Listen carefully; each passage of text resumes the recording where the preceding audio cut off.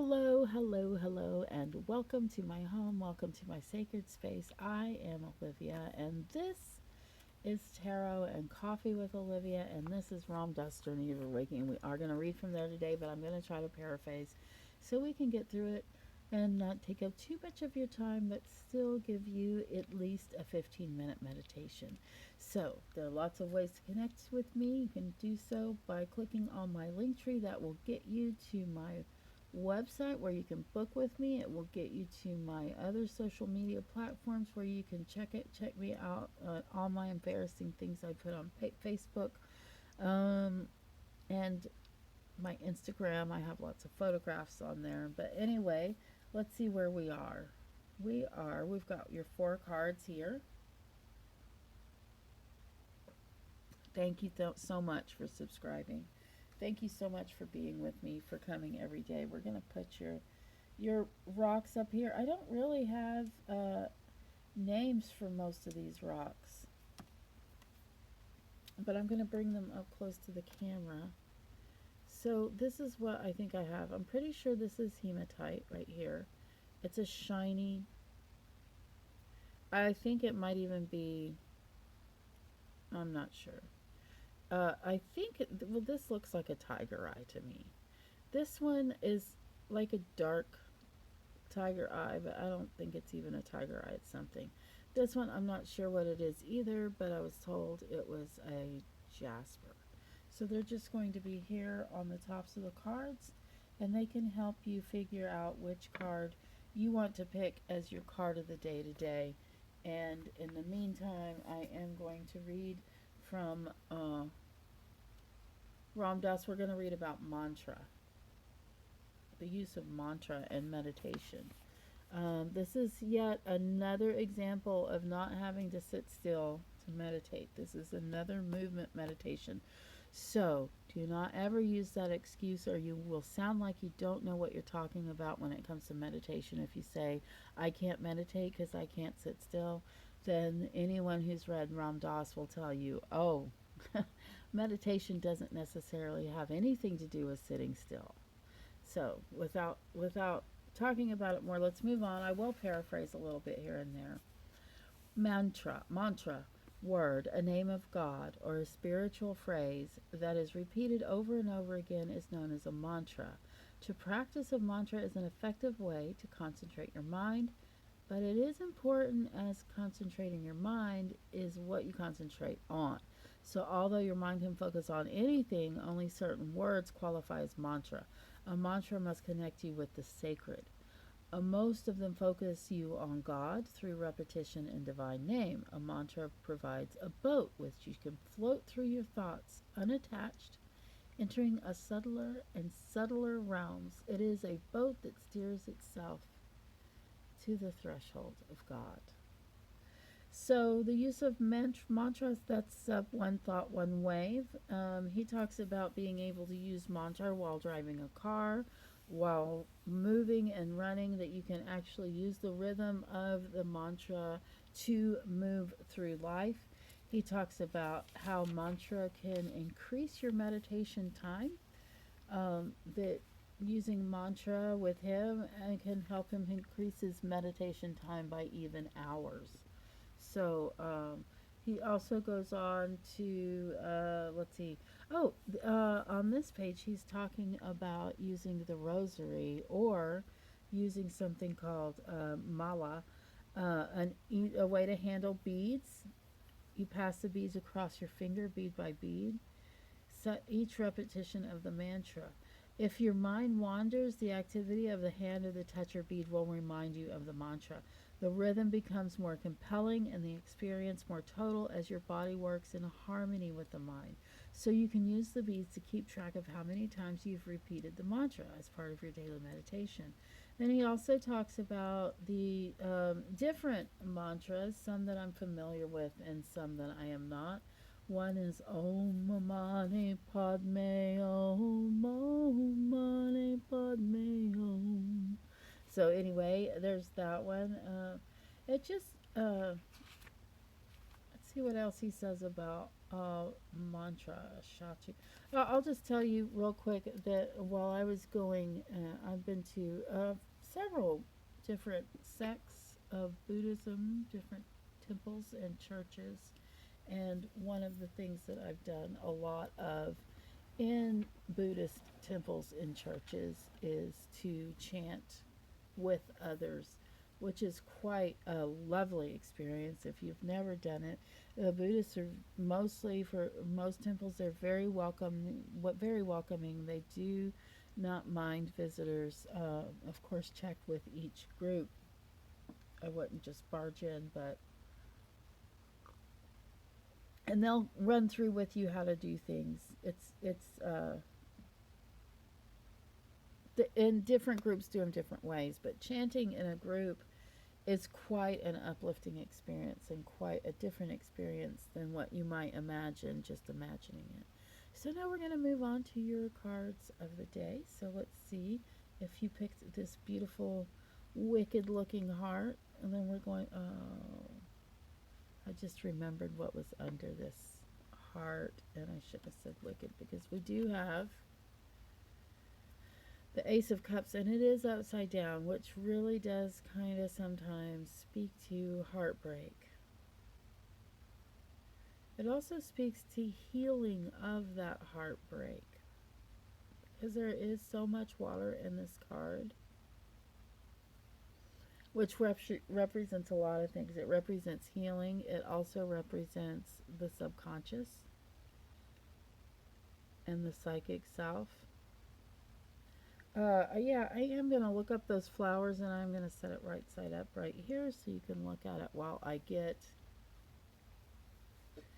the book here from the Tarot of the Old Path, and we're going to look up cups or cauldrons, and we're going to look up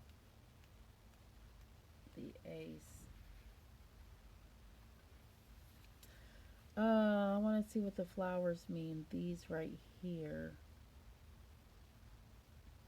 The water is symbolically linked with the emotional and is the ruling element of this arcanum. Colors, swirling liquid, it is seen, waters of life. Celadine grows. In the language of flowers, this plant expresses joys to come, a message most apt. Joys to come. So, while it was drawn upside down, which does mean heartbreak, which does mean loss, which does mean emotional pain, you still, with the flowers, have the promise of healing and the promise of joy to come. But do not dismiss those feelings as a matter of course. It is very important, and this is something the cards tell me all the time, especially, when I'm reading for people that I read for, about feeling that pain, feeling those feelings. Don't stuff them. Cry out. Be dramatic, even though that's not you. That's something that I'm working on as well, very much. And we are going to go on to the next card, which again we have this little rock here that just looks, it's really pretty. It just doesn't have a whole lot of color. It's dark. So it's kind of hard for me to see, but we're going to turn over your card too. And we have Justice. You know what's funny about this card? This card lately has been coming up for, so I don't know if y'all know this, but I also read on keen.com, which is kind of like I'm contracted with them. So people will call and they'll pick up, they'll pick me up. There's a picture of me. There's a little ad, and so they can choose from other psychics and me. And a lot of people have been getting this card when it's time for them to make amends. When it's time for them to apologize and make amends, which is not exactly what this card means.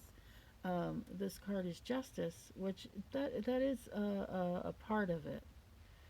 Um, but since it's been coming up, well, it comes up with other cards that help it to mean that it's time to make amends. But since it's been coming up so often in that place, I figured that we needed to talk about this when we pull over your card. So if there's someone that you need to apologize to for something that happened that you were a part of, if you need to make amends to someone, which is actually more than apologizing, it means replacing what was lost or broken, making amends. It means making things right. Someone was very happy the other day to get that card, knowing that they had the chance to make amends because they were afraid they weren't able to. They were afraid they'd lost their friend forever. Now we're going to turn over the card that's under the tiger eye. And yeah, I went past that really fast. We're going to, oh, the Knight of Swords. Well, we know all about him, don't we? There, if this is your card today, you're going to come in and you're going to see some injustice somewhere and you're going to fix it. That's all there is to it. You're just going to hop right in and say, if y'all are going to fight over that toy, I'm taking it away from you. I don't know. No, you're definitely someone who comes in, sees the problem, knows how to fix it, and fixes it. The Knight of Swords. That's your card today. Looks like you're going to be fixing something or making it right.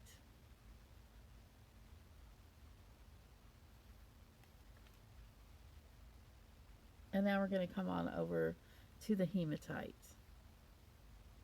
It's very heavy, very shiny, with almost a silvery gloss. The guide. So you can see here, let's show you up close. I get this card in this deck mixed up with the Lovers because those are actually, I think, the same people as the Lovers, and then we have an angel figure looking over them. We also have a god and goddess figures looking over them, and it looks as though the woman is passed out.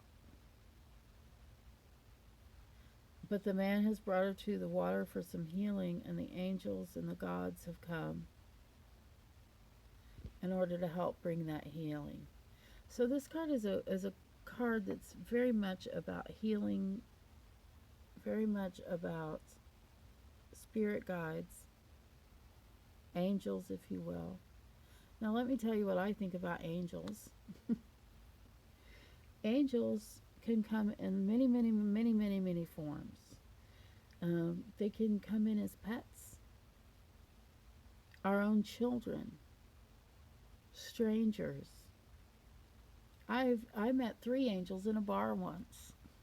I know that sounds weird, but actually I was reading cards and the cards told me they were angels, and I told them what the cards were telling me and they refused to comment. They found it to be very interesting. It's a long story. There's more to that story. But if you have this card today, rest assured that you have possible ancestors, a grandparent, an aunt or an uncle that passed, that has you in their heart and in their mind to the point where they are close to you and trying very much to help you through the times that are hard. So this is definitely a message that your angels are with you. Take advantage of that. See if you can commune with them. So we've come to the end. All I gotta say is I love you. I really appreciate you guys being here. What is this focused on? It's just focused on nothing. But anyway, I'm saying goodbye, and I hope to see you guys again tomorrow. Thank you so much.